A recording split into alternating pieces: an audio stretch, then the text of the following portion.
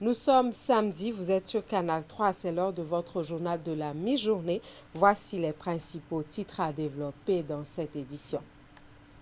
Bonne nouvelle pour les populations béninoises qui jusque-là n'ont pas accès à l'énergie électrique.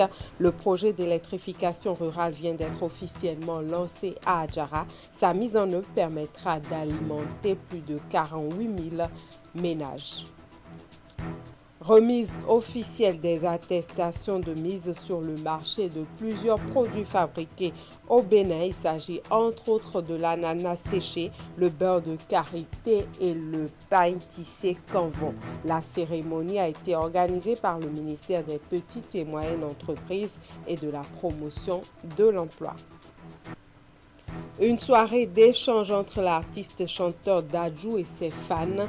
À l'occasion, l'opportunité est offerte aux jeunes de discuter directement avec le chanteur. Pendant près de 2 heures d'horloge, les jeunes et les partenaires de l'événement ont eu du plaisir à mieux découvrir l'artiste qui sera en concert ce soir au Palais des Congrès à Cotonou. Voilà pour le sommaire. Bienvenue. Merci de nous suivre. On commence par cette bonne nouvelle annoncée dans les titres pour les populations béninoises qui jusque-là n'ont pas accès à l'énergie électrique. Le projet d'électrification rurale vient d'être lancé et permettra d'ici là d'alimenter plus de 48 000 ménages et donc sortir toutes ces populations de l'obscurité. Le projet a donc été officiellement lancé dans la commune d'Adjara en présence du représentant au Bénin de la Banque africaine de développement. Reportage. Cette coupure de ruban, ici à Adjara, département de Lomé, consacre le lancement du projet d'électrification rurale PERU, un projet de grande portée conduit par le gouvernement béninois et la Banque africaine de développement pour apporter la lumière à des milliers de Béninois. Au total, le projet PERU prend en compte 209 localités, dont l'électrification de 133 nouvelles localités rurales et l'extension du projet, l'extension du réseau existant dans 76 localités périurbaines. Sur les 77 communes du pays, le projet prend en compte 62 communes et 11 départements. C'est seulement le département du littoral qui n'a pas été pris en compte, qui n'est pas une zone d'intervention de l'ABEM, vous le savez bien. Et à l'issue de la réalisation de ce projet, nous allons raccorder immédiatement à la fin du projet 48 400 ménages ruraux à un coût forfaitaire de 25 000 francs CFA. C'est de jamais vu, c'est la première fois. Nous allons également, grâce à l'extension dans les localités périurbaines, on va réduire considérablement les réseaux de fortune, ce que nous appelons communément les toiles d'araignée. Et nous allons également contribuer à la réduction des pertes techniques sur le réseau de la SVE de 0,4%. L'ABEM, en sa qualité de maître d'ouvrage délégué, voudrait par ma voix rassurer tous les bénéficiaires de ce que toutes les dispositions seront prises pour mettre en œuvre diligemment toutes les composantes de ce projet dans le respect des 3 incontournables du ministre de l'Énergie que sont le respect des délais contractuels, la qualité des travaux et la prise en compte des aspects environnementaux et sociaux pour le bonheur des populations. D'un coût global de 47,6 milliards de francs CFA, dont 40,5 milliards apportés par la Banque africaine de développement, le projet PERU est une preuve de l'engagement du président Patrice Talon à donner l'énergie électrique à tous les Béninois. Et déjà, je vous invite à savoir que quand la BAD vient, elle ne vient pas seule. Nous sommes avec divers partenaires techniques et financiers que nous remercions déjà, dont je citerai quelques-uns, l'Agence française de développement, mais aussi le Millennium Challenge Account et d'autres partenaires comme l'Union européenne. Nous œuvrons ensemble pour que les financements soient efficaces. Grâce aux différentes actions hardies qui ont été engagées, la situation énergétique de notre pays, autrefois marquée par des délestages de longue durée et dont nous connaissions aussi bien les conséquences qui affectaient les différents maillons de l'économie, s'est significativement améliorée et se traduit désormais par une plus grande indépendance énergétique et une meilleure disponibilité de l'électricité en quantité suffisante et au meilleur coût. Je crois que tous nos compatriotes le sentent et le vivent au quotidien désormais. Les travaux du projet PERU sont prévus pour durer 48 mois. Direction la TACORA maintenant, les membres de la coordination du Conseil national du dialogue social du département sont maintenant connus. Ils ont été installés à la faveur d'une cérémonie fort simple.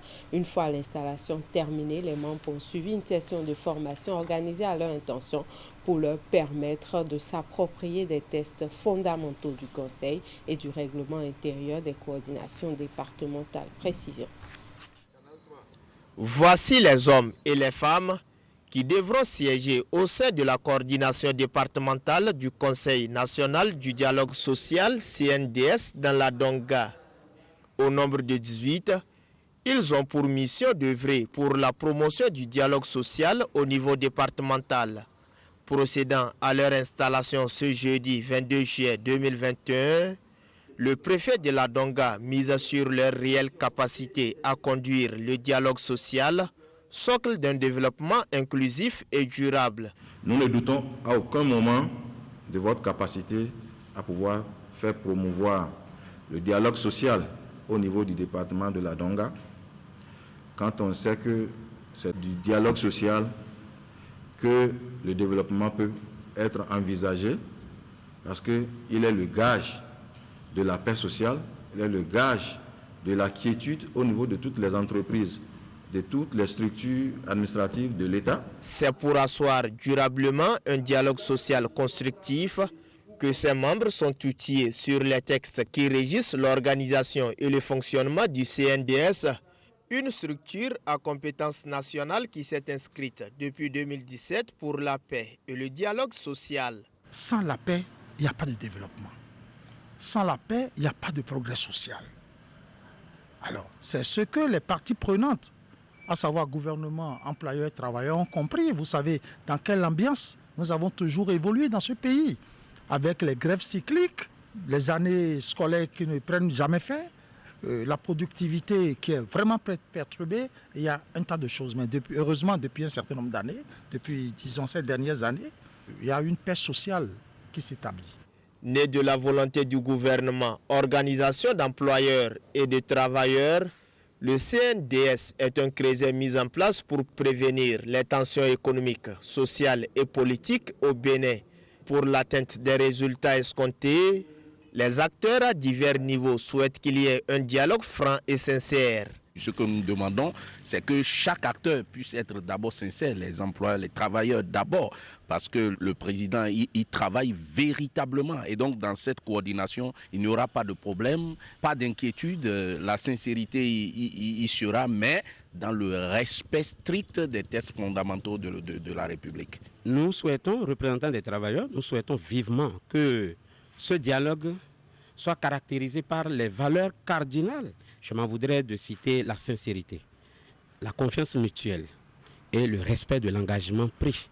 Toutes ces valeurs concourent à l'instauration d'un climat de paix, gage de l'efficacité du travail, aussi bien dans les secteurs publics que privés. Au niveau de la Donga, les cadres du ministère des enseignements maternels et primaires étaient en conclave jeudi dernier. C'était pour la deuxième revue trimestrielle des activités inscrites au plan de travail annuel du département ministériel. Les travaux ont été lancés par le ministre Salimani Karimi. Je vous propose de suivre un extrait de ses propos à l'ouverture des travaux. La présente revue nous offre l'occasion de faire le bilan à mi-parcours dans la mise en œuvre de notre plan de travail annuel 2021 afin d'évaluer le nombre d'activités exécutées, les résultats obtenus et tirer des leçons majeures pour corriger les insuffisances, accélérer la mise en œuvre des activités, capitaliser et implémenter les succès pour de meilleures performances à la fin de cette année 2021. Voilà en quelques mots l'essentiel des préoccupations qui meubleront nos échanges au cours de cette revue. Je suis conscient de la récurrence des difficultés telles que le chargement tardif des lignes budgétaires, le retard accusé dans l'ouverture du CIFIB pour certaines lignes, l'insuffisance de moyens roulants et la non-maîtrise des nouvelles procédures d'attribution des marchés publics, pour ne citer que celles-là. Mais, à côté de ces difficultés, la notification à temps du plan de travail annuel 2021, le sens d'anticipation de certains responsables de structure, l'esprit de responsabilité et le sens du devoir bien accompli des collaborateurs ont permis d'obtenir des résultats remarquables pour notre sous-secteur.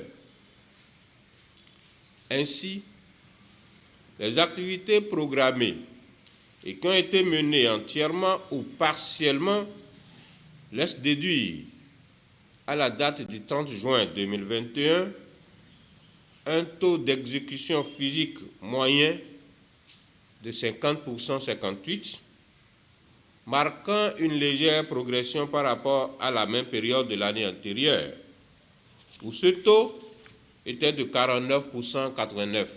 En réitérant mes mots de gratitude à l'endroit de tous les participants ici présents, je voudrais une fois encore vous remercier pour avoir répondu à notre appel et vous remercier également pour tout ce que vous apportez ou ce que vous apporterez à cette séance. Actualité maintenant du côté du ministère des petites et moyennes entreprises et de la promotion de l'emploi. Le ministère a procédé à la remise officielle des attestations de mise sur le marché de plusieurs produits fabriqués au Bénin. Il s'agit entre autres de l'ananas séché, de la farine de manioc, le beurre de karité et le pain tissé Canvo. La remise a eu lieu dans la salle de conférence du ministère. Le point avec Narcisse Alossé. Cette cérémonie de remise des attestations pour saluer la qualité des produits comme l'ananas séché, l'amande torréfiée de cajou, la farine de manioc panifiable, le beurre de karité et le pain tissé Canvo. C'est le résultat d'un long processus déclenché en 2018. La phase de sélection des produits en 2018 a consisté à l'élaboration de cahiers de charges pour la définition du label Bénin Pro Qualité en 2019, la formation et l'organisation en cluster des potentielles entreprises artisanales productrices de ces produits, puis l'accompagnement des structures de certification qui a été déterminant pour la phase de certification. Comme vous le constatez, c'est un processus qui a quand même duré 3 ans. La certification conduit à disposer de produits de meilleure qualité permettant de mieux faire face à la concurrence. Plusieurs critères ont permis d'évaluer et de sélectionner les récipiendaires qui ont été désignés pour être certifiés. Nous avons sélectionné d'abord des produits. On a sélectionné des chaînes de valeur qui sont potentiellement porteurs sur le marché local et sur le marché international à partir de la sous-région. Donc il fallait d'abord voir des domaines dans lesquels le Bénin a un avantage comparatif par rapport à d'autres pays. Et donc des produits de ces domaines-là, nous avons sélectionné ces domaines et nous avons fait une étude prospective sur des marchés qui nous environnent et d'autres marchés pour définir des couples produits-marchés. Et c'est à partir de ces couples produits-marchés qui sont porteurs sur des produits qui sont donc porteurs sur des marchés précis qu'une liste restreinte a été faite. Dans son intervention, le porte-parole des récipiendaires a exprimé sa reconnaissance envers le gouvernement pour l'apport au secteur de l'artisanat en général et spécifiquement dans la conduite du projet de l'amélioration qui fait d'eux aujourd'hui les détenteurs de certification de conformité de qualité et d'autorisation de produits sur le marché. C'est maintenant que le plus dur commence pour nous. Le respect strict des normes de production, des règles d'hygiène et de sécurité alimentaire et l'observance sans faille de la démarche qualité demeureront toujours les principes de vie et de gouvernance de nos entreprises respectives. Du haut de ce pupitre, nous relevons au Fonds de développement de l'artisanat notre engagement pour la poursuite de la phase de promotion et de commercialisation avec la satisfaction des consommateurs, où qu'ils soient, quels qu'ils soient. Tout en remerciant les acteurs qui ont contribué activement à ce résultat, le directeur de cabinet du ministère des Petites et Moyennes Entreprises et de la promotion de l'emploi a invité les bénéficiaires à faire en sorte de maintenir l'image du Bénin sur le marché mondial par la qualité des produits sur le marché. Retour maintenant sur la cérémonie de lancement de la première édition des Journées de l'entrepreneuriat et de l'innovation de l'École supérieure des métiers et des énergies renouvelables. L'initiative vise à faire découvrir au public les talents des apprenants de l'école en matière de recherche et d'innovation. Ces journées ont démarré et ont duré 3 jours et c'était sur le site de l'école à Godomé-Togudo dans la commune d'Abomey-Calavi. Reportage Ouliat Sanoussi et Deongbevi. Première édition des Journées de l'entrepreneuriat et de l'innovation s'ouvre à l'École supérieure des métiers des énergies renouvelables, ESMER. L'initiative, qui est une première, est l'occasion pour l'ESMER d'exposer les différentes réalisations de ses étudiants. Les journées qui auront lieu sont l'occasion pour nous de mettre sous le feu des projecteurs de la scène nationale et internationale les potentialités donc, du Bénin dans le domaine des énergies renouvelables, surtout de ce qui est de la recherche et je dirais beaucoup plus de l'innovation technologique. Parce que ce n'est pas évident, surtout pour des structures privées que nous sommes, de se lancer dans l'innovation technologique. La recherche et l'innovation technologique constituent une des priorités du gouvernement du président Patrice Talon. En témoigne l'organisation le 10 juillet dernier du séminaire national sur l'enseignement supérieur et la recherche scientifique au Bénin. Accompagné d'une forte délégation, le directeur adjoint de cabinet représentant la ministre de l'Enseignement supérieur et de la recherche scientifique reconnaît au regard de la vision et des exigences du gouvernement que l'ESMER est une bonne école.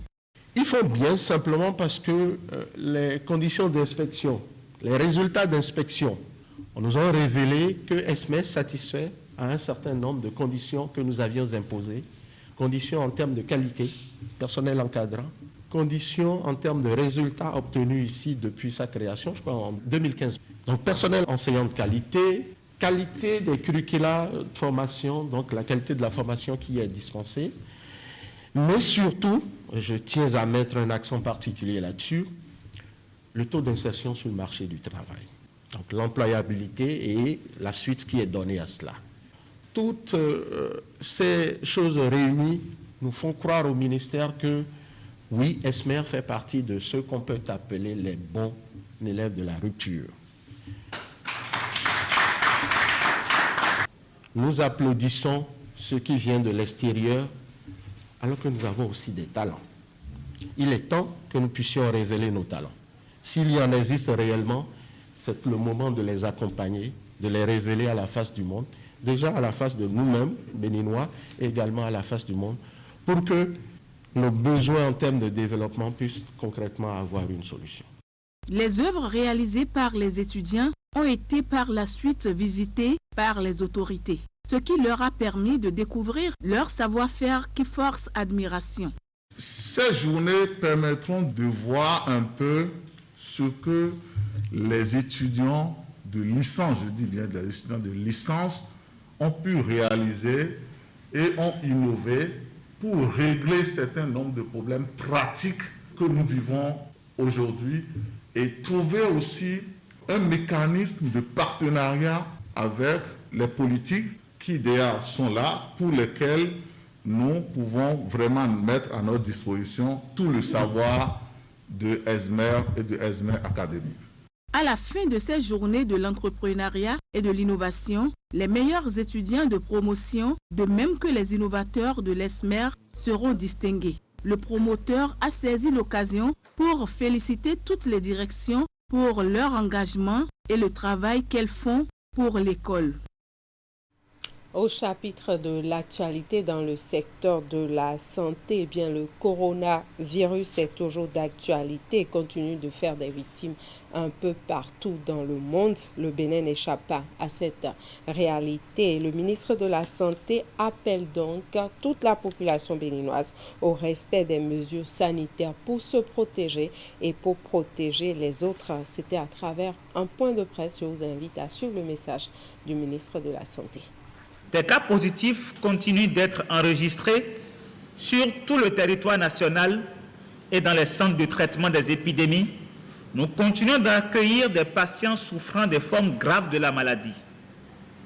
À la date du 21 juillet 2021, nous avons enregistré 8 327 cas positifs, dont 8 126 guéris et 108 décès. Ces chiffres montrent que grâce aux efforts conjugués de tous, le taux de transmission est globalement maîtrisé dans notre pays.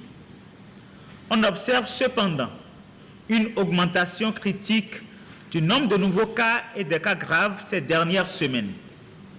Cela pourrait être en rapport avec le relâchement observé dans le respect des mesures barrières.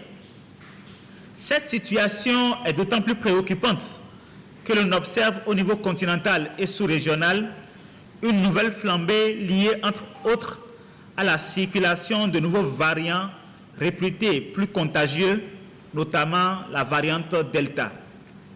Ces variants, selon les données de l'Organisation mondiale de la santé, semblent être à l'origine d'une augmentation moyenne de plus de 40% du nombre de nouveaux cas et du doublement, voire du triplement, du nombre de décès par rapport aux vagues précédentes. Ces signaux doivent nous amener à nous tenir plus que jamais en alerte et surtout à nous imposer le maintien du respect strict des gestes barrières, à savoir le port systématique de masques en tout lieu, le lavage systématique des mains et le respect de la distance de sécurité sanitaire. Il n'est donc pas question de baisser la garde. C'est pourquoi le gouvernement ne ménage aucun effort pour protéger les populations.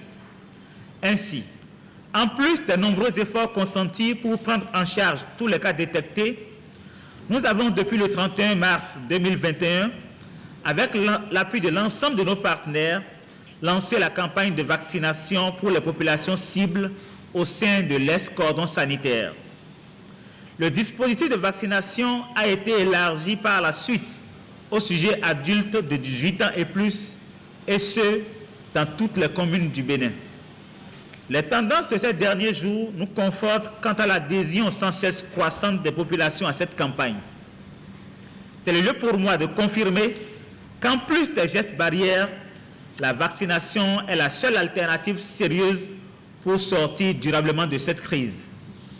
Aussi, voudrais-je à nouveau, profitant de ce contexte épidémiologique particulier, exhorter toutes les personnes adultes de 18 ans et plus à se rendre massivement sur les sites de vaccination dédiés au niveau des différentes communes pour se faire vacciner. Je voudrais aussi faire observer que cette période de grandes vacances est souvent propice à l'organisation de manifestations à grand rassemblement. C'est la raison pour laquelle, afin de prévenir des contaminations de masse, elles font l'objet d'une attention particulière de la part du gouvernement. À cet effet, il est fortement demandé aux organisateurs de ces manifestations de passer des messages de sensibilisation sur la vaccination et le respect des mesures barrières. En tout état de cause, en fonction de l'évolution de la situation épidémiologique, l'accès aux dites manifestations pourrait être bientôt subordonné à l'effectivité de la vaccination de chaque participant. Je voudrais en outre rappeler que la vaccination demeure gratuite au Bénin. Allons donc nous faire vacciner contre la COVID-19 et respectons les gestes barrières, car ce sont là les seuls moyens sûrs pour nous protéger et protéger les autres. Et parlant de manifestations publiques, vous le savez certainement, l'artiste français d'origine congolaise Dadju sera en concert à Cotonou ce soir même à partir de 17h à la veille de ce grand show musical. Une conférence de presse a été organisée à la direction générale de MTN Bénin pour présenter au public l'événement. Dadju avait à ses côtés à l'occasion des artistes béninois et des sponsors de l'événement. Je vous invite à suivre ce reportage signé Ouliat Sanoussi. L'artiste Dadju face aux professionnels des médias pour une conférence de presse dans le cadre de son concert prévu pour ce samedi au Palais des Congrès de Cotonou. Le concert est organisé par le groupe Empire qui s'inscrit dans la dynamique de développement en cours au Bénin depuis quelques années. Le Bénin s'impose. Et pour cette fois-ci, vous avez un artiste de référence, de talent, que vous adorez vous tous, Dadju. C'est un plaisir pour nous, une satisfaction, que dis-je, un devoir patriotique pour le groupe Empire et à travers son PDG, Yuri Chadjovi, de nous offrir ces moments de joie, ces moments d'ambiance, ces moments que vous tous vous rêvez au fait. C'est de voir fouler le sol béninois des artistes. Au fait, pas seulement les artistes qui viennent de l'extérieur, aussi les artistes sur le plan local. MTN est le sponsor officiel du concert. Les Bagnoles Motors, Canal+, Aura Bank, Woodin font partie des nombreux autres sponsors et partenaires qui accompagnent l'événement. La première raison, c'est vraiment notre leadership. Quand il y a un grand événement, il faut que MTN soit présent. Il faut que le meilleur de la musique, le meilleur des artistes, s'il met pied au Bénin, voilà, que MTN puisse jouer sa partition. Donc voilà pourquoi MTN est sur l'événement. Pour ce début des vacances, on a choisi s'associer avec Dadju, le meilleur pour le moment. Je pense que ce n'est pas discutable auprès de vous. C'est vraiment le meilleur de la musique africaine. Et on essaie de construire cette histoire à deux niveaux. C'est vrai, les vacances, c'est pour s'amuser, mais aussi c'est pour dire aux gens, on peut y arriver. C'est cette partie inspiration. Beaucoup de gens peuvent arriver à ce niveau. Après environ 2 années sans concert, pour cause de la pandémie de Covid-19, Dadju est heureux de revenir sur scène pour la 2e fois au Bénin et promet un show époustouflant au public. Ça me fait énormément plaisir d'être là, ça me fait plaisir d'être aussi bien accueilli. Ça fait, comme je l'ai dit, ça fait un moment que j'ai pas vu autant de monde. Avec la crise qui est arrivée là, ça fait presque 2 ans que j'ai pas fait de concert. Donc cette frustration de ces 1 an et demi, 2 ans sans concert, c'est ici qu'on va la déployer. C'est pour ce concert inoubliable, ce concert mémorable. Je tenais à remercier les artistes ici présents. Je tenais à remercier le groupe Empire, MTN, Nasprod qui est là pour nous donner cette opportunité, cette chance de pouvoir prester. J'ai vraiment envie de tous vous voir demain, qu'on puisse faire la fête et qu'on puisse tourner la page tous ensemble. Donc voilà, faites-moi confiance pour ce qui concerne le show et faites confiance à vos artistes. On est ensemble. Une dizaine d'artistes béninois resteront sur scène avec Dadju. Une belle occasion pour eux de renouer avec les concerts par ces temps de crise sanitaire liée au coronavirus. Qui est ce concert d'une telle envergure, on est vraiment très heureux. Je place un gros big up à mon frère Ulrich Chadjovi qui continue d'organiser des événements très risqués, très coûteux, mais qui convertit toujours le pari. C'est pas évident, surtout dans notre pays. C'est un plaisir pour moi d'être sur ce concert. Ça va être l'occasion pour nous, jeunes artistes béninois, de montrer à quel point on est bon et à quel point on peut vraiment aller sur la scène internationale. On est content, j'aimerais que le public se déplace, j'aimerais que les événements comme ça se multiplient et que voilà, qu'il y ait de la bonne vibe. Le reste, ça va arriver naturellement. De son vrai nom, Dadju Djouna Nsungula, Dadju est un artiste, auteur, compositeur, interprète français d'origine congolaise. Les organisateurs rassurent par ailleurs que toutes les dispositions sont prises pour que le concert se passe dans de très bonnes conditions, surtout de sécurité. Le public est également invité à respecter les gestes barrières face au coronavirus. Et toujours dans la journée d'hier, après cette conférence de presse, l'artiste Dadju a rencontré les jeunes, un moment d'échange pour leur permettre de mieux connaître l'artiste et surtout apprendre de lui. Précision Idrissou Boukari. Avant son grand show de l'autre côté du Palais des Congrès de Cotonou, Dadju échange avec les jeunes. Ce sont en grande majorité ses fans. Ici, il n'y a pas de sujet inscrit à l'ordre du jour. C'est une séance de discussion à bâton rompu. Toutes les questions sont les bienvenues et des réponses appropriées sont apportées dans une ambiance décontractée. Qu'est-ce que vous avez déterminé à choisir cette terre pour lancer votre tournée africaine? Est-ce que c'est le groupe Empire? Est-ce que c'est parce que B est la deuxième lettre de l'alphabet? On voudrait vraiment savoir pourquoi, parce qu'on en est particulièrement fiers. Quel est le parcours qui est le vôtre? Parce que vous êtes... beaucoup de jeunes veulent vous ressembler. Lorsque moi, en tant que maman, mon enfant me dit « je veux être chanteur », je ne vois pas ça comme un premier choix. Je le dissuaderai plutôt. Mais quand on voit votre parcours, on a envie de dire « pourquoi pas mon enfant, vas-y ». Alors qu'est-ce qui peut expliquer votre succès?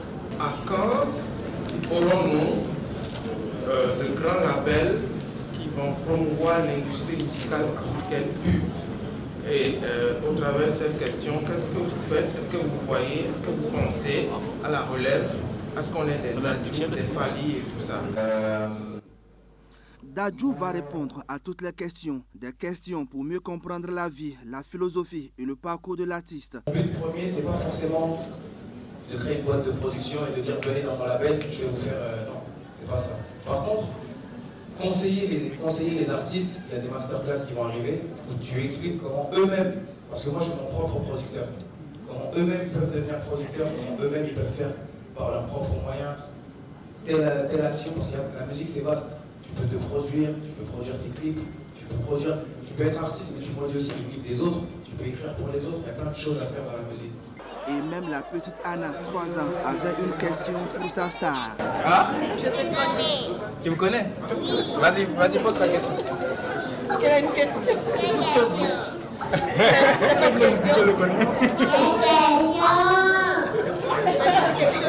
Mais dis-moi, tu veux me dire quelque chose? Oui. Tu veux me dire quoi? Il est parfois impossible de retenir ses larmes quand on a la chance de voir son idole en face de soi. Pour ceux qui n'ont pas de questions à poser, d'autres astuces sont explorées pour profiter de la présence de Dadju à leur côté. Je vais poser une question ou demande. J'aimerais chanter avec toi. Jaloux, l'un des titres cultes de l'artiste, est repris par cette jeune dame. Ma chérie, tu es jolie.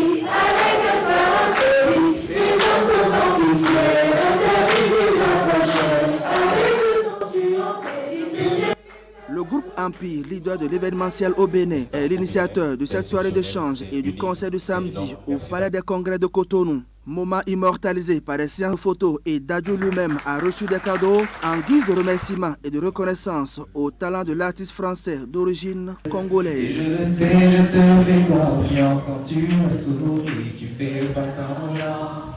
J'ai pas besoin d'attendre plus longtemps, je sais qu'il est temps de partager mon sang.